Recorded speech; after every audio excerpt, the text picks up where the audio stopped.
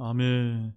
오늘의 이 말씀의 중심 구절은 8절 말씀에 있고, 오늘 히브리서 강의 43번째 이 강의 말씀 제목은 예수님이 우리가 따라야 할 믿음의 기준입니다라는 이와 같은 제목으로 하나님의 말씀을 전해드리도록 하겠습니다. 제목은 예수님이 우리가 따라야 될 믿음의 뭐라고요? 기준이라는 점입니다. 자, 히브리서 이 13장은 우리가 지금까지 살펴보았던 다른 12개의 장들과 매우 큰 차이를 이제 보이고 있다는 것을 여러분들이 이제 말씀을 이제 읽으면서 많이 느끼셨을 것입니다. 이런 면은 히브리서의 저자 문제에 대해 바울이 맞느냐 또 아니냐는 약간의 의문을 이제 남기기도 하지만, 그것은 앞에 12개의 장들과 13장의 시간적 간격의 차이로 저와 여러분이 얼마든지 이제 해결할 수 있다는 점입니다. 무슨 말씀이냐면, 앞에 12장들은 바울이 회심을 한 후에 초기에 기록이 되었던 것이고, 13장은 그가 교회에 관한 계시를 충분히 받고 13권의 신약 서신서들을 기록한 후에 기록된 것으로 보인다는 점입니다. 여러분 이해되셨습니까? 그래서 그런 시간적인 차이 때문에 12장까지의 내용과 13장까지의 내용이 조금 달라 보이는 이유가 바로 거기에 있다는 점을 제가 여러분에게 설명을 드린 겁니다. 그래서 앞에 12장들은 야고보서와 마찬가지로 아주 유대인적인 요소가 강한 반면에 13장은 사도 바울의 서신서적인 요소가 강한 이런 특징을 갖고 있다는 것을 저와 여러분이 좀 기억하셨으면 좋겠습니다. 자, 그러므로 우리가 이 히브리서 13장을 대할 때는 바울이 여느 서신서처럼 교회를 향한 내용으로 받아들일 수 있다는 점입니다. 교리적으로도 그렇습니다. 물론 그럼에도 불구하고 유대인과 환란 시대를 염두에 둔 구절들이 일부 발견되기는 하지만, 모든 구절들은 우리가 사는 이 신약 시대의 그리스도인이 받아들이기에 충분하다는 점입니다. 따라서 다른 장들에서 우리라는 말이 발견될 때는 누구를 가리켰습니까? 히브리인들, 즉 유대인, 특별히 환란기 중에 있는 히브리인들이라고 우리가 그렇게 말씀을 보았지만, 여기 13장에서 우리라고 하는 말은 누구를 가리키는 걸까요? 바로 교회 시대의 그리스도인들, 그야말로 지금 이 서신을 읽고 있는 저와 여러분에게 얼마든지 이제 적용할 수 있다는 점입니다. 즉 유대인이든 이방인이든 이 시대에 구원받아 그리스도의 몸에 들어온 신약 성도들이 13장의 우리의 범주에 포함될 수 있다는 점입니다. 이해되셨습니까? 이렇게 히브리서 13장은 신약 성도들에게 주는 권면의 말씀임을 아시기를 바랍니다. 생활에서 실제적인 교리들을 적용하고 실행하는 것이 교리가 아닙니까? 성경의 교리를 알고 나면 그 말씀으로 우리는 영적인 삶, 믿음의 삶을 저와 여러분이 살아야만 되는 것입니다. 그런데 히브리서는 매우 딱딱한 교리적인 말씀들이 매우 많았지만, 그 말씀을 우리 삶에 깊이 적용할 수 있다고 믿으시기 바랍니다. 예수님께서 성경에서 말한 그분이심을 믿고 믿는 신자들이라면 그분의 뜻대로 살고자 하는 강력한 열명이 생기게 될 것입니다. 누구든지 주님을 믿을 때 그 다음에 생기는 문제가, 그러면 나는 어떻게 살아야만 되는가가 될 것입니다. 그러면 우리는 어떻게 살아야만 될까요? 성경은 이와 같은 질문에 대해서 매우 명쾌한 답변을 주고 있는데, 그것이 바로 오늘 우리가 보게 될 이 13장 본문에 이제 담겨 있다는 점입니다. 자, 1절에서 3절 말씀을 여러분들이 이제 보시게 되면, 거기에는 우리가 다른 사람들을 어떻게 대해야 하는지에 관한 주의 말씀인데, 첫 번째가 누굽니까? 형제를 어떻게 대해야 되고, 두 번째는요, 나그네, 세 번째는요, 결박 중에 있는 사람들에 관한 이런 내용을 이제 담고 있습니다. 형제는 사랑을 해야 되고, 나그네는 대접해야 하고, 결박 중에 있는 사람은 어떻게 하라고요? 기억해야 된다는 점입니다. 그 다음에 본문 4절에서 7절 말씀은 우리 자신의 행실과 말씀을 알려주고 다스리는 이들에 대한 것임을 우리가 알 수가 있고, 마지막 8절 말씀에는 우리 주 예수 그리스도께서 구약에 기록된 그리스도와 동일한 그분이심을 증언함으로 말미암아 바로 우리가 믿고 따라야 될 기준이 누구라는 것을 보여주는 겁니까? 예수님이라는 사실을 지금 그렇게 이제 결말을 짓는 것이 오늘 이제 본문 말씀의 간략한 이제 요약이었던 것입니다. 자, 그럼 본문을 한 구절씩 보도록 하겠습니다. 먼저 1절 말씀입니다. 형제의 사랑을 지속하고, 뭘 지속하라고요? 형제의 사랑을 지속하라는 것입니다. 여러분은 형제의 사랑을 지속하고 계십니까? 저는 저와 우리 교회 성도님들이 최근 같으면은 형제의 사랑을 굉장히 잘하고 계시고 지속하고 있다고 저는 그렇게 믿고 있습니다. 왜냐하면 새로 오시는 분들이 떠나지 않고 그냥 정착하세요. 지난주에도 우리 서목사님이 이제 우리 교회 몇 번 이제 방문하셨는데, 지난주에 우리 교회 그 영적인 이런 분위기, 밝음, 이런 것이 굉장히 좋아 보였다는 겁니다. 그러니까 그런 보이지 않는 그런 성령님의 운행 가운데 우리 교회 성도 여러분들이 형제 사랑을 잘하고 계시기 때문에 그와 같은 좋고 기쁜 일들이 많이 생기고 있는 것이 아닌가라는 이런 생각이 듭니다. 아무튼 형제 사랑은 일시적인 것이 아니고 한시적인 것이 아니고 영원히 지속되는 것이라는 사실을 여러분 믿으시기 바랍니다. 이 사랑은요, 저와 여러분의 감정이나 인격에서 나오는 것이 아니라 어디에서 나오는 것일까요? 하나님의 사랑이요 성령의 열매라는 사실입니다. 형제 사랑은 우리 그리스도인의 삶에서 가장 중요하고도 큰 명령 중에 하나가 아닙니까? 구약에서 하나님 사랑과 이웃 사랑이 율법의 가장 큰 계명이라면, 신약에서 형제 사랑은 바로 우리 주님께서 주신 새로운 계명이라는 사실입니다. 요한복음 15장 12절 말씀 한번 찾아보십시오. 요한복음 15장 12절 말씀에 가보게 되면 주님께서 이와 같은 새로운 계명을 이제 주고 계십니다. 함께 우리 읽어보도록 하겠습니다. 요한복음 15장 12절. 내 명령은 이것이니 곧 내가 너희를 사랑한 것 같이 너희도 서로 사랑하라는 것이라. 누가 사랑한 것 같이요? 주님께서 저와 여러분을 어떻게 사랑하셨습니까? 자신의 목숨을 희생하듯이 사랑하셨지 않았습니까? 그와 같이 우리 사랑하는 우리 성도 여러분들이 서로 사랑을 하라라고 명령을 주신 것입니다. 저와 여러분이 이 말씀에 어떻게 해야 됩니까? 순종해야만 됩니다. 그런데 주님이 주신 이 명령이 무겁습니까? 지키기 어렵습니까? 아닙니다. 주님이 주신 이 명령은 결코 실현 불가능한 명령이 아닐 줄로 여러분 믿으시기 바랍니다. 요한복음 15장 17절 말씀에 또한 이런 말씀이 또 기록되어 있습니다. 이것들을 내가 너희에게 명령함은, 그 다음에 뭐라고 기록되어 있습니까? 너희가 서로 사랑하게 하려 함이라. 이해하셨습니까? 명령을 주신 것은 저와 여러분들이 사랑을 하는데, 오늘 이 히브리서 본문에 나와 있는 것처럼 그 형제의 사랑을 어떻게 해요? 지속하라고 하는 그런 명령인 것입니다. 본문 2절 말씀을 보도록 하겠습니다. 같이 읽겠습니다. 나그네 대접하기를 잊지 말라. 그리함으로써 어떤 자들이 알지 못하는 가운데 천사들을 대접하였느니라. 자, 나그네 대접은 자선의 가장 핵심이 되는 그런 내용인데, 우리 주님께서는 나그네로서 대접을 받은 적이 있고 또는 배척을 이제 받은 적이 있습니다. 그 말씀이 어디 나오냐면 마태복음 25장 35절 말씀을 여러분들이 찾아보시게 되면 거기에 이제 이와 같은 말씀이 기록되어 있습니다. 주님이 이렇게 말씀하십니다. 내가 줄일 때에 너희가 내게 먹을 것을 주었고, 내가 목마를 때에 너희가 내게 마실 것을 주었으며, 내가 나그네 되었을 때 너희가 나를 받아들였고 라고 이렇게 이제 말씀을 하시고 계십니다. 자, 여기서 주님이 말씀하신 나그네는 누구를 가리킵니까? 바로 형제 유대인들을 이제 가리킵니다.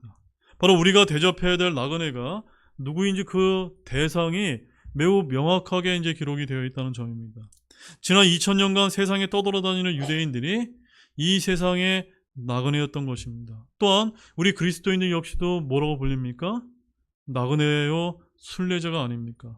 따라서 도움을 필요한 형제들을 보고도 우리의 마음을 닫으면 그 일은 형제 사랑과 더불어 나그네 대접하는 일에 소홀한 것이라는 사실을 우리가 기억해야만 됩니다. 자, 주님께서 25장 43절에서 뭐라고 말씀하셨는지 함께 한번 보도록 하겠습니다. 마태복음 25장 43절입니다. 내가 나그네 되었을 때 너희가 나를 받아들이지 아니하였고, 헐벗었을 때 너희가 내게 옷을 입히지 아니하였으며, 병들었을 때와 감옥에 갇혔을 때 너희가 나를 찾아오지 아니하였느니라 하리니. 이게 언제 그렇게 한다는 말씀입니까? 야곱의 그 고난의 때인 칠년 환란기 때 세상 사람들이 그 유대인들, 예수님의 형제인 유대인들을 어떻게 대했느냐에 따라서 누구를 대한 것과 같다는 겁니까? 예수님을 대한 것과 같았다는 겁니다. 이 세상 사람들이 유대인들을 외면하고 박해한 일을 말씀하고 계신 것인데, 여러분 지금 제가 조금 전에도 말씀드렸죠. 미국에서 그 기독교 국가라고 하는 그 미국의 아이비리그 대학에서 반유대주의가 극성을 이제 부리고 있다는 점입니다.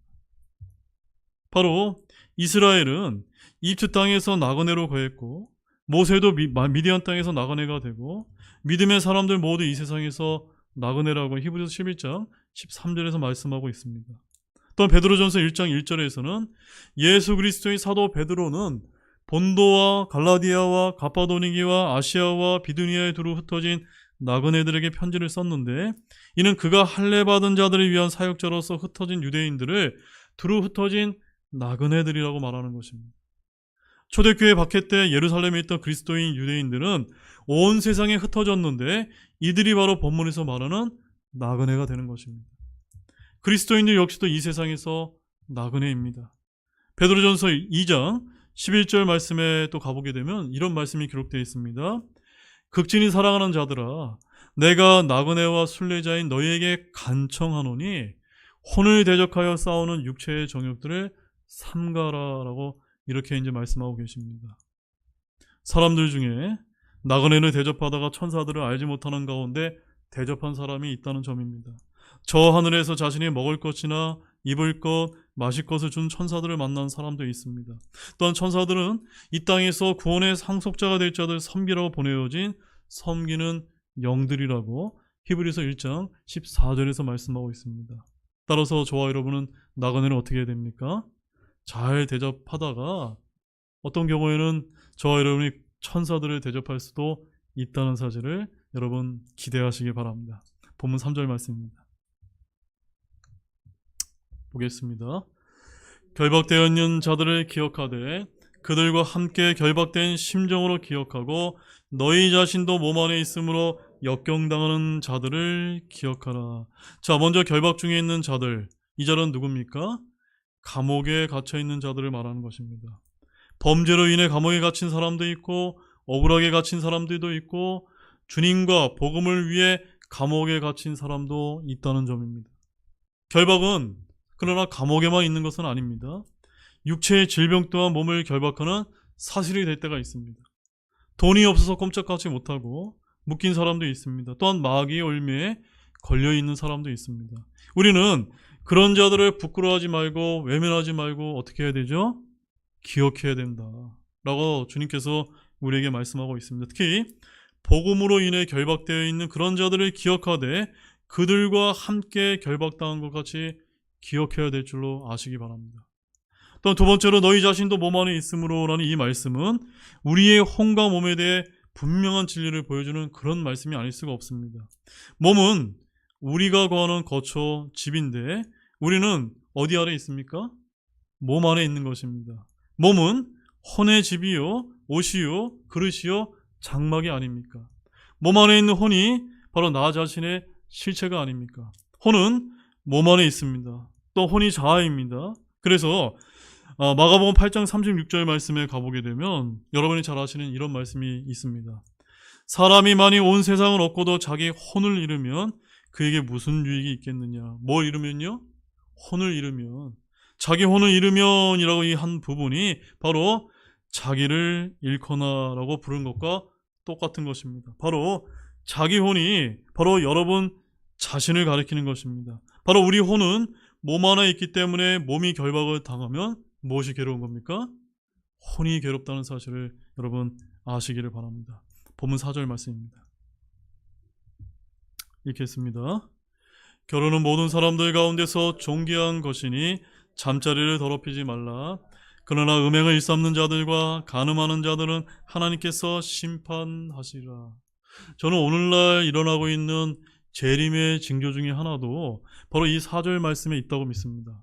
오늘날 유행하는 이런 풍조가 어떤 풍조가 있습니까? 우리 젊은 청년들이 결혼하지 않는 이런 풍조가 있지 않습니까? 이거 역시 저는 마귀들의 풍조라고 보는데, 이 구절은 바로 결혼에 대한 성경적인 가치관을 가장 잘 보여주는 그런 말씀이 아닐 수가 없는 것입니다. 오늘날 경고치 못한 현대인들에게 주는 매우 매우 중요한 그런 말씀이라고 저는 여러분에게 강조를 이제 드리겠습니다. 여러분, 결혼이 뭐라고 말씀하고 있습니까? 모든 것 가운데 어떻다고요? 존귀한 것이다. 여러분은 결혼이 모든 것 가운데 존귀하다고 여러분 믿고 계십니까? 아니면 불평하고 계신 그런 분은 없으십니까? 아, 내가 결혼 생활 괜히 했어. 왜 이런 결혼 생활 때문에 내가 왜 이렇게 힘들어야 돼?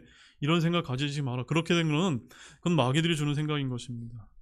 오늘날 젊은 세대들이 결혼하지 않으려는 분위기와 달리 우리 하나님께서는 모든 것 가운데 존귀한 것이 결혼이라고 강조하고 있다는 점입니다. 따라서 오늘날 결혼을 기피하려는 기독 청년들은 반드시 명심해야 됩니다. 어쩔 수 없는 경우가 아니라면 가능한 한 존귀한 결혼을 하려고 애쓰고 노력해야 되는 것입니다. 청년 자녀를 둔 부모 역시도 그런 청년들을 방치만 하지 마시고 여러분 독려하시기 바랍니다. 자녀들이 이런저런 핑계로 결혼하지 않으려고 한다는 말을 자랑스럽게 하도록 내버려 두면 됩니까? 안 됩니까? 안 되는 건 성경과 반대되는 것입니다. 잘 훈육을 해서 좋은 믿음의 짝을 만나 결혼할 수 있도록 조언을 해주고 함께 기도해 주는 것이 우리 부모의, 믿음 있는 부모의 역할이라는 사실입니다. 그런데 여러분, 저기 중동에 가보게 되면 이슬람은 어떻습니까? 자신의 종교 교리로 얼마나 자녀들을 많이 낳습니까? 그래서 유럽이 지금 엉망이 되지 않았습니까? 오늘날 우리나라가 왜 이렇게 저출산 문제로 미래 세대를 걱정하는 지경이 되었습니까? 교회에서 이러한 결혼에 대한 성경적인 올바른 가르침을 제대로 가르치지 않았기 때문이라고 저는 믿습니다. 교회에서 이러한 결혼에 대한 성경적 올바른 가르침을 제대로 가르치지 못해서 한국의 교회 성도가 1,000만 명이 넘는다고 하는데 말로만 믿는다고 하면서 실제로는 말씀과 동떨어진 신앙을 갖도록 방치해둔 결과가 아닌가, 저는 그렇게 생각하지 않을 수가 없는 것입니다. 여러분 동의가 되어지십니까? 성경은 분명히 말하기를 결혼은 모든 것 가운데 존귀한 것이요 라고 말씀하고 있고, 또한 잠언 18장 22절 말씀에 가보게 되면 누구든지 아내를 얻는 자는 좋은 것을 얻고 주의 호의를 얻느니라 라고 말씀하고 있습니다. 여기 계신 우리 형제님들, 사랑하는 아내를 얻으셨죠? 그럼 무엇을 얻은 것이라고요? 좋은 것을 얻고 주의 호의를 얻으셨다는 사실 여러분 알고 계십니까? 네, 아멘이 좀 적으시네요. 아멘이십니까? 네, 모두 형제님들 다 그렇게 아멘이라고 믿을 줄로 압니다. 또한 배우자 외의 모든 성적인 결합을 부정, 음행, 간음, 더럽히는 것이라고 합니다. 따라서 그리스도인들이 잠자리를 더럽히지 말아야 하는 이유는 크게 두 가지를 이제 들 수가 있는데, 여러분 고린도전서 6장 15절과 16절 말씀 보십시오. 고린도전서 6장 15절 16절 말씀. 자, 다 타신 줄 알고 같이 읽겠습니다. 너희 몸이 그리스도의 지체인 줄은 너희가 알지 못하느냐? 그런데 내가 그리스도의 지체를 취해 창녀의 지체로 만들겠느냐? 결코 그럴 수 없느니라. 무슨 말이냐? 창녀와 결합한 자가 한 몸인 줄을 너희가 알지 못하느냐? 그분께서 이르시되 둘이 한 육체가 되리라 하시니라. 우리 그리스도인의 몸은 누구의 지체라고요? 주님의 지체인 것입니다. 여러분께 아니에요. 사실은 주님의 피값으로 저와 여러분의 몸을 사신 것입니다. 그래서 성령께서 저와 여러분의 성전 삼아 거하고 계신 것이 아닙니까? 그분의 지체라는 것입니다. 내 몸은 그리스도의 지체고 이 몸을 가지고 음행을 하게 되면은 창녀의 지체로 만들게 되는 것입니다. 음행은 바로 그리스도의 지체인 자기 몸을 창녀의 지체로 만드는 일인 것입니다. 그래서 고린도전서 6장 18절에서 20절 말씀을 또한 이어서 보게 되면 거기에 이제 18절 말씀에 또한 이런 말씀이 있습니다. 음행을 피하라. 사람이 행하는 모든 죄는 몸 밖에 있지만 음행하는 자는 자기 몸에 죄를 짓느니라. 19절 무슨 말이냐? 너희 몸이 너희 안에 계시는 성령님의 전인 줄을 너희가 알지 못하느냐? 너희가 그분을 하나님에게서 받았고 또 너희는 너희 자신의 것이 아니니. 사람이 행하는 모든 죄는 몸 밖에 있지만 음행하는 자는 누구에게 죄를 짓는 것입니까? 자기 몸에 죄를 짓는 것이라는 사실을 잊지 마시기 바랍니다. 우리의 몸은 그리스도의 지체요 하나님께서 거하시는 성령님의 전이라는 사실을 우리는 잊어서는 안 되는 것입니다. 그리스도인이라 할지라도 까딱 잘못하면 음행을 일삼고 간음하게 되는데, 그렇게 되면 우리가 주님으로부터 징계를 받을 수밖에 없다는 사실 역시 잊지 마시기 바랍니다. 본문 5절 말씀입니다. 읽겠습니다. 너희의 행실을 탐욕이 없게 하고 너희가 가진 것들로 만족하라. 그분께서 이르시되 내가 결코 너를 떠나지 아니하고 너를 버리지 아니하리라 하셨느니라. 자, 언제 떠나지 않고 언제 버리지 아니하시겠다고 말씀하고 있습니까? 탐욕을 버리고 가진 것들로 만족하게 되면 누가 지켜주신다는 겁니까? 주님께서 다 알아서 책임져 주시겠다라고는 이런 약속의 말씀을 하고 계신 여러분, 이 말씀이 어떻게 믿어지십니까? 믿으시기 바랍니다.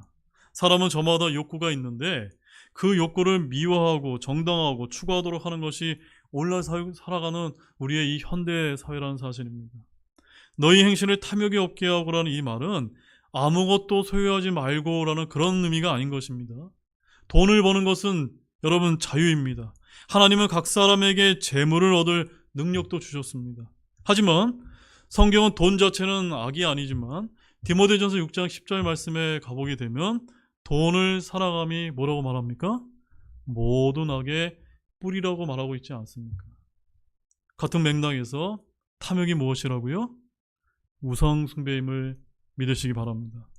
성경은 에베소서 5장 3절 말씀에서 더욱이 음행과 모든 부정한 것이나 탐욕은 너희 가운데서 한 번이라도 언급하지 말라. 그것은 성도에게 합당하니라. 무엇이 성도에게 합당하다고요? 탐욕과 음행과 부정한 것을 한 번이라도 언급하지 않는 것이 그것이 성도에게 합당한 것이라는 말씀입니다. 또한 너희가 가진 것들로 만족하라고 했습니다.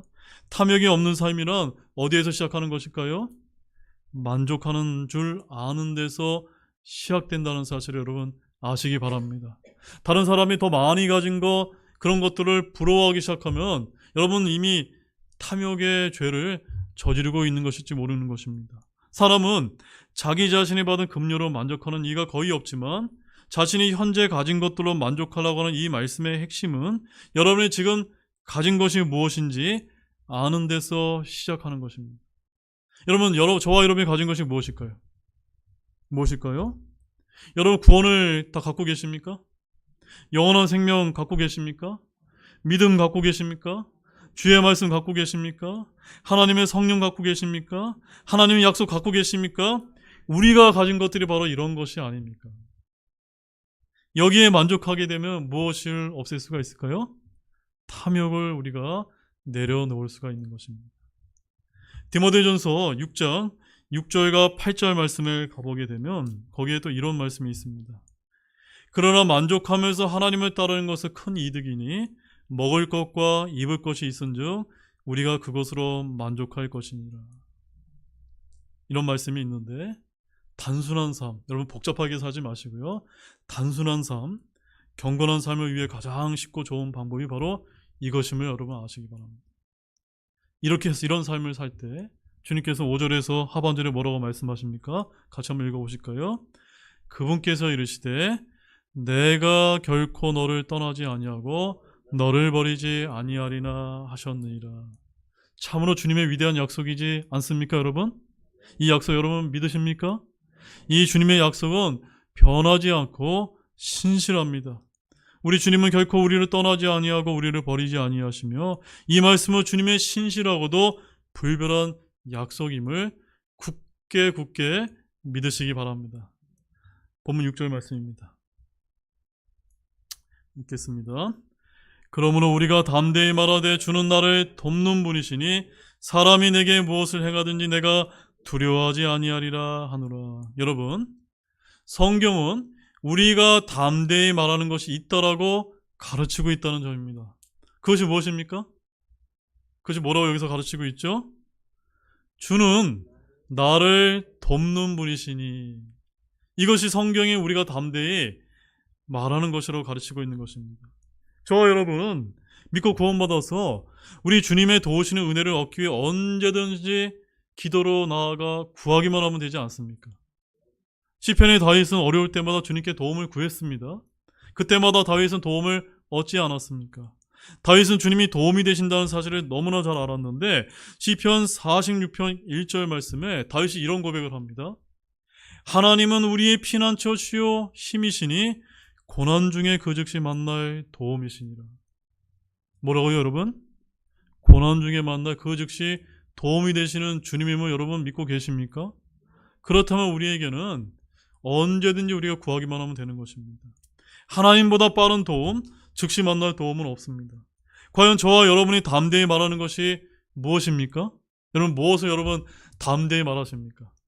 여러분의 힘, 여러분의 직급, 여러분의 지식, 여러분의 재력 등등이 아닙니까? 아니면 나를 돕는 주님이 계신다고 하는 그와 같은 믿음이십니까? 우리 시편 121편 1절과 2절 말씀 보십시오. 시편 121편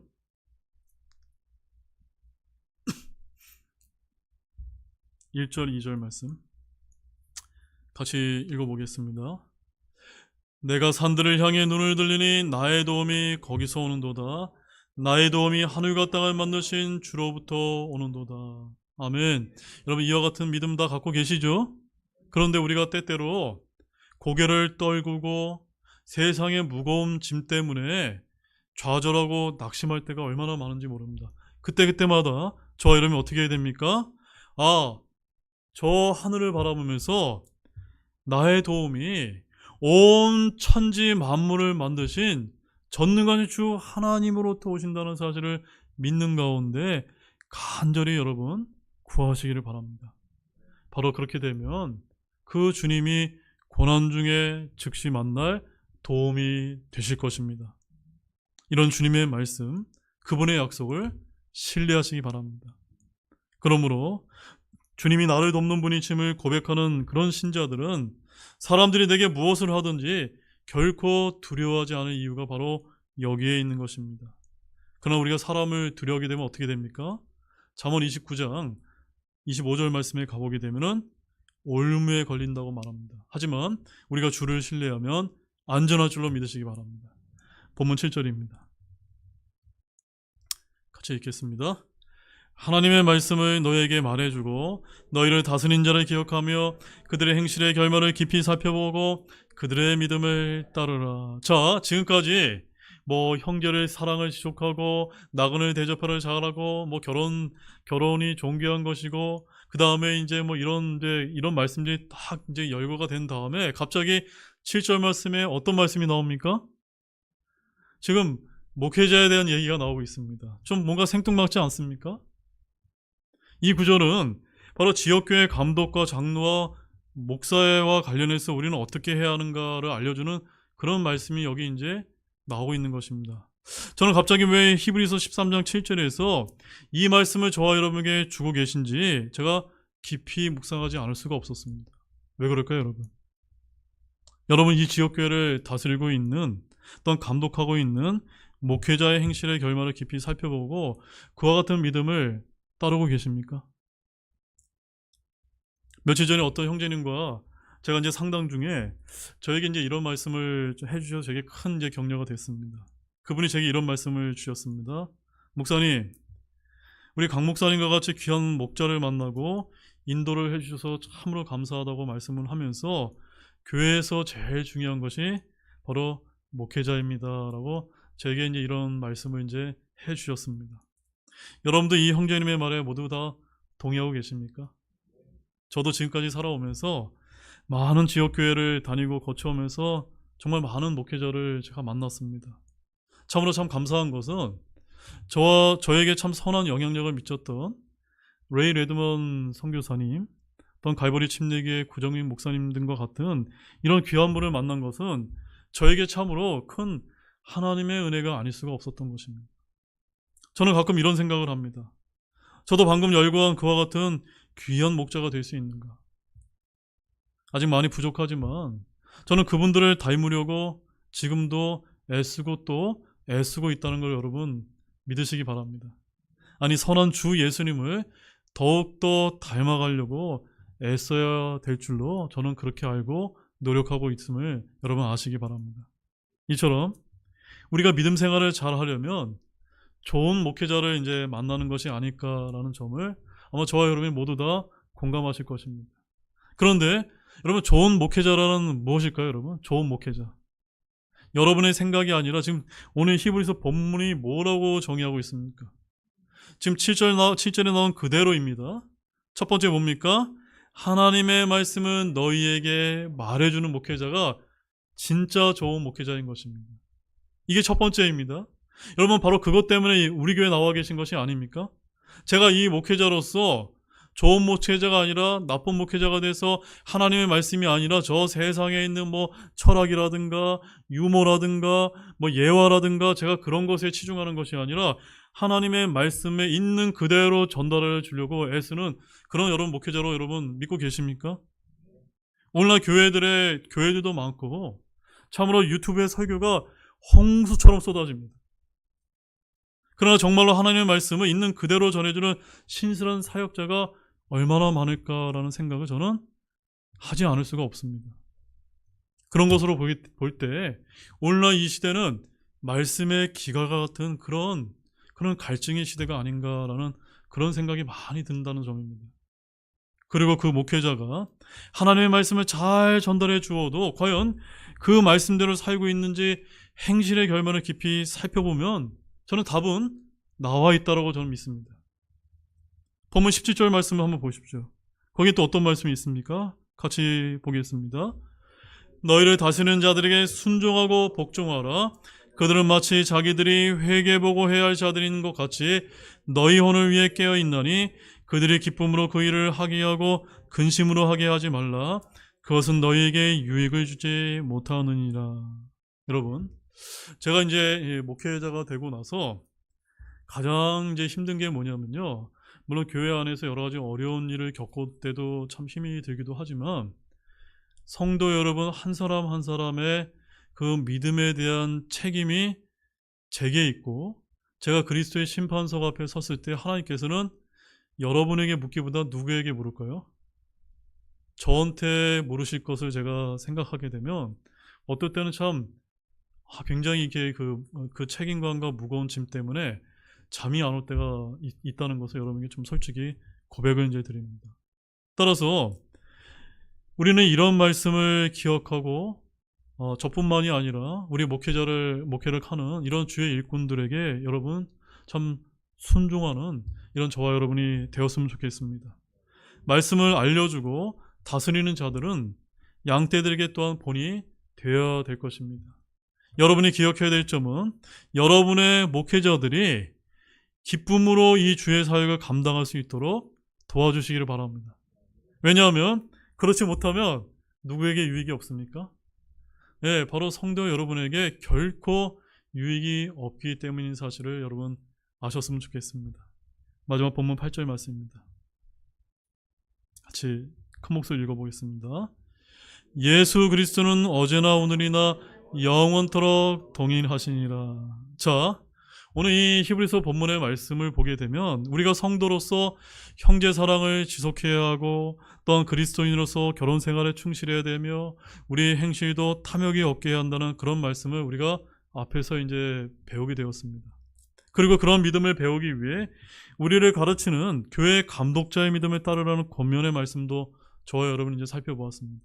자, 그런데 이런 말씀들이 나온 다음에 갑자기 어떤 말씀이 이제 등장합니까? 예수 그리스도는 어제나 오늘이나 영원토록 어떠한 분입니까? 동일하신 분이라는 이와 같은 말씀이 등장한다는데 왜 이런 말씀이 나올까? 여러분 한번 묵상을 한번 해보시기 바랍니다. 왜 이 말씀이 연계되어 나올까 한번 묵상해 보십시오. 저는 저와 여러분의 믿음의 기준이 누구라는 것을 여기서 보여주시기 위해서 이 말씀을 주셨다고 저는 믿고 있습니다. 누구이십니까? 바로 예수님이란 겁니다. 형제도 아니고 자매도 아니고 목회자도 아니고 우리의 기준은 누구이십니까? 예수 그리스도라는 사실을 결코 여러분 잊지 마시기 바랍니다. 바로 예수 그리스도가 우리 믿음의 창시자요 기준이라는 사실입니다. 이와 같은 지지는 어제나 오늘이나 영원히 동일하다는 사실입니다. 이러한 분명한 진리가 있음에도 사람은 연약하기 때문에 어떤 뛰어난 목사의 믿음을 맹목적으로 따르려는 것을 경계하라고 하는 그런 말씀처럼 들리지 않습니까, 여러분? 하나님의 말씀을 전하는 사역자도 한 사람의 연약한 사람일 뿐이라는 점입니다. 오직 변하지 않고 동일하신 분은 누구밖에 안 계십니까? 주 예수 그리스도이심을 여러분 믿으시기 바랍니다. 따라서 한 지역교회 목회자가 개척 당시에는 좋았는데 교회가 커지고 성도수가 많아지게 되면서 인기가 많아지면 변했다고 하는 그런 이유를 듣는 이유가 바로 여기에 있다고 믿습니다. 우리의 믿음의 본보기는 어떤 유명한 목사의 말과 믿음이 아닙니다. 예수님의 말씀이고 그것이 바로 성경인 것입니다. 거기에는 어제나 오늘이나 영원토록 변하지 않는 하나님의 말씀이 있는 것입니다. 말라기서 3장 6절에 이런 말씀이 있습니다. 나는 주라 변치 아니하나니. 하나님은 어떠한 분이라고요? 불변하는 분이십니다. 또한 그분의 입에서 나오는 약속 역시도 변하지 않으심을 여러분 굳게 믿으시기를 바랍니다. 한 말씀만 보겠습니다. 다니엘서 6장 26절 말씀입니다. 다니엘서 6장 26절. 우리 마지막 말씀이기 때문에 우리 큰 목소리로 한번 읽어보겠습니다. 그분부터 읽어보겠습니다. 그분은 살아계신 하나님이시요 영원토록 변하지 아니하실 분이시며 그분의 왕국은 멸망하지 아니하고 그분의 통치는 끝까지 이르리로다. 다시 한번 읽어보겠습니다. 그분은 살아계신 하나님이시요 영원토록 변하지 아니하실 분이시며 그분의 왕국은 멸망하지 아니하고 그분의 통치는 끝까지 이르리로다. 아멘. 다 믿으시죠? 예, 저와 여러분에게는 이와 같은 주 예수님이 살아계시고 저와 여러분을 위해서 오실 것이라는 사실을 굳게 믿으시길 바랍니다.